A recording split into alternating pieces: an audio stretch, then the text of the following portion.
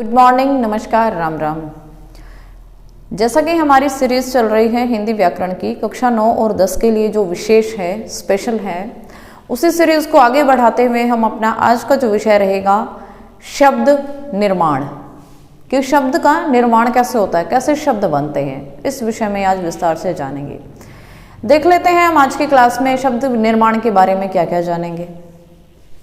आज की क्लास में हम शब्द निर्माण के विषय में जानेंगे कि किस किस प्रकार से शब्दों का निर्माण होता है। फिर हम इसके प्रकार को जानेंगे कि जो शब्द निर्माण है वो कितने प्रकार से होता है। जो हम जानेंगे कि 3 प्रकार होते हैं एक शब्द को बनाने के लिए, उसका निर्माण करने के लिए। पहला उपसर्ग के द्वारा शब्दों का निर्माण होता है, फिर प्रत्ययों के द्वारा और फिर समास के द्वारा। आज की क्लास में हम उपसर्ग के विषय में डिटेल से जानेंगे, विस्तार से जानेंगे। तो शुरू करते हैं हम अपना आज का विषय। सबसे पहले जान लेते हैं शब्द निर्माण, कि शब्द निर्माण क्या होता है। देखिए, हमने जो शब्द वाली अपनी क्लास की थी उसमें हमने देखा था कि जो शब्द हैं वो क्या होते हैं किसी शब्द या शब्दांश 2 शब्दों से मिलकर के भी बने होते हैं। कुछ ऐसे होते हैं जिनमें किसी शब्द या शब्दांश के मिलने की आवश्यकता नहीं होती। तो जो हमने पढ़े थे कि जो शब्द 2 शब्दों या शब्दांशों से मिलकर बनते हैं, उनको देख लेंगे कि कौन कौन से ऐसे शब्द हैं किससे मिलकर के वो बनते हैं, कौन से शब्दांश लगते हैं ऐसे जिससे एक नए शब्द का निर्माण होता है। तो जैसा कि हमने यहाँ देखा है कि 3 प्रकार हैं शब्द के निर्माण के। 3 तरीके से शब्द का निर्माण होता है। एक जो शब्द बनता है उसको बनाने के हमारे पास 3 तरीके होते हैं। पहला है उपसर्ग, फिर जो दूसरा तरीका है वो है प्रत्यय, उपसर्गों के द्वारा शब्द का निर्माण, फिर प्रत्यय लगाकर शब्द का निर्माण, और या हम कहते हैं समास के द्वारा शब्द का निर्माण। पहले हम आज की जो क्लास होगी हम सिर्फ उपसर्ग के बारे में बात करेंगे। इसके बारे में डिटेल से बात करेंगे कि पहले तो ये जानेंगे कि आखिर ये जो शब्द है उपसर्ग, ये आखिर होता क्या है, उपसर्ग क्या होता है, पहले ये जानेंगे। फिर आगे इसके भी भेदों की बात करेंगे कि उपसर्ग के कितने भेद हैं। ठीक है, पहले जान लेते हैं उपसर्ग। उपसर्ग क्या है? जब कोई शब्द है और उसमें ये जो उपसर्ग है किसी शब्द के आगे लग जाए और मिलकर के उपसर्ग शब्दों के द्वारा किसी शब्द के आगे जब ये लग गया तो एक नए शब्द का जब निर्माण होगा तो उसे हम उपसर्ग कहते हैं, या हम कहेंगे उपसर्ग द्वारा निर्मित शब्द। ठीक है, देखिए उपसर्ग, उप मतलब उपसर्ग, इसको आपने याद रखना है कि हमेशा ये कहाँ लगेगा, किसी भी शब्द के आगे, आरंभ में। ठीक है, कोई भी एक शब्द है उसके आगे जब हम किसी शब्द को लगाएंगे और एक नए शब्द का निर्माण करेंगे तो वो जो शब्द बना वो कैसे बना, उपसर्ग के द्वारा बना। ठीक है, जैसे हमने यहाँ एग्जाम्पल में यहीं से ले लेते हैं, एक शब्द अधिवक्ता लिखा है, अधिवक्ता। तो इसमें जो मूल शब्द है वो है वक्ता।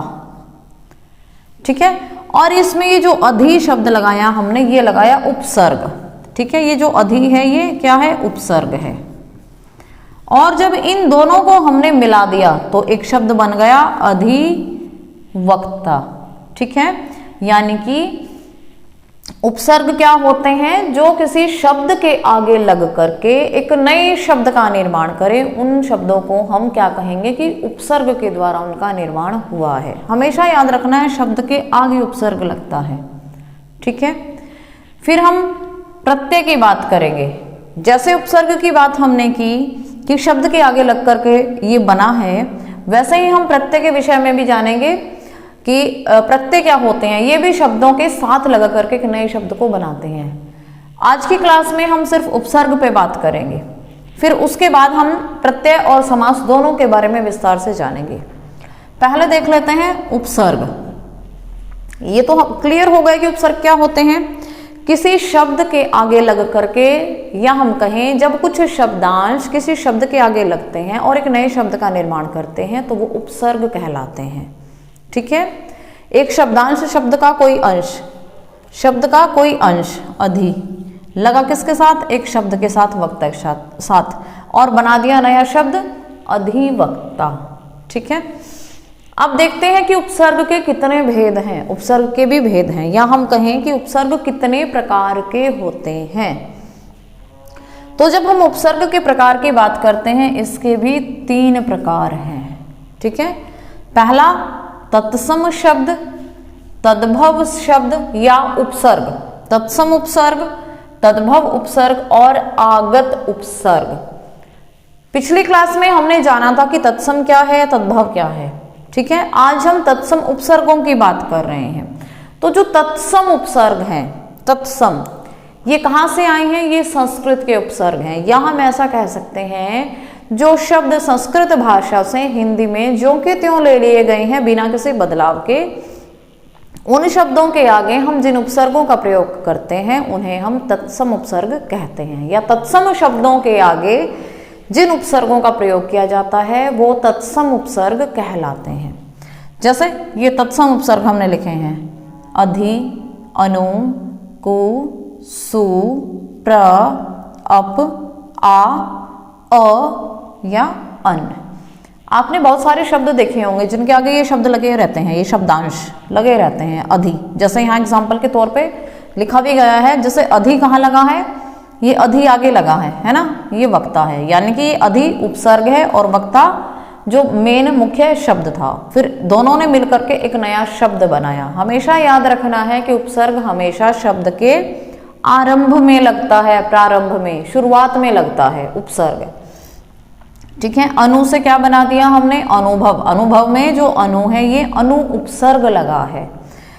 ऐसे ही कु से कुपुत्र, ठीक है, सु सुपुत्र, प्र प्रचार, अप अपयश, आ आमरण, अ या अन अभाव या अनादि। देखिए इनके अपने सबके कुछ ना कुछ अर्थ होते हैं और वही अर्थ यहाँ जो नया शब्द बनता है उसके साथ चलते हैं। जैसे अधि है, अधि मीन्स आगे वाला या अपने से ऊपर वाला, अधिवक्ता है ना। ऐसे ही अनु मतलब पीछे या उसके साथ चलने वाला। अनुभव, अनुभव क्या होता है, जो हमने पीछे जीवन जिया है उससे हमें जो क्या मिले हैं, हमें जो पता चला है उससे कि क्या चीज़ अच्छी है क्या बुरी है, उन्हें हमारे अनुभव कहा जाता है। ठीक है, कु मतलब बुरा, कु का अर्थ होता है बुरा, तो कुपुत्र, जो पुत्र है वो अगर अच्छा नहीं है तो हम उसे क्या बोलते हैं कि ये कुपुत्र है।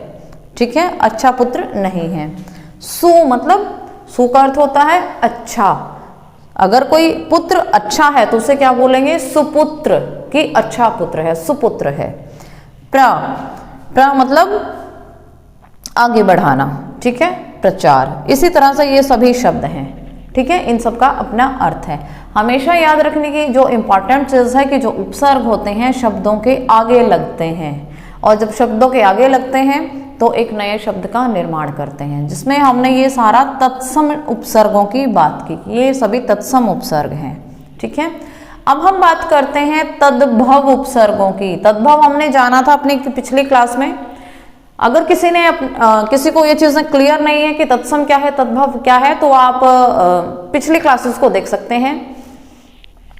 तद्भव यानी कि जो तद्भव शब्द हैं या तद्भव उपसर्गों की बात कर रहे हैं, जो तद्भव शब्द हैं उनके आगे जो उपसर्ग लगते हैं, उनके साथ जो उपसर्ग लगते हैं वो तद्भव उपसर्ग कहलाते हैं। जैसे कुछ एग्जाम्पल लिखे हैं, अ या अन।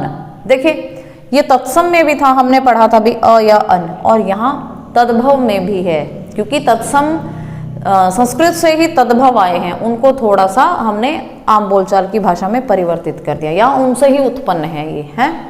ठीक है, जैसे अ से बना अनपढ़। ठीक है, अ का अर्थ यहाँ पे क्या है, बिना। अनपढ़, अनपढ़ का अर्थ क्या निकला, जो पढ़ा हुआ नहीं है, या निषेध के जब बात आती है, जहां ऐसा लगे कि किसी चीज का अभाव है, निषेध है, नहीं हुई वो चीज। ठीक है, वहां अ या अन उपसर्ग लगता है। फिर नी, नी मतलब निडर, नी का अर्थ होता है यहाँ बिना। ठीक है, निडर, बिना डर के, है ना। इसमें जो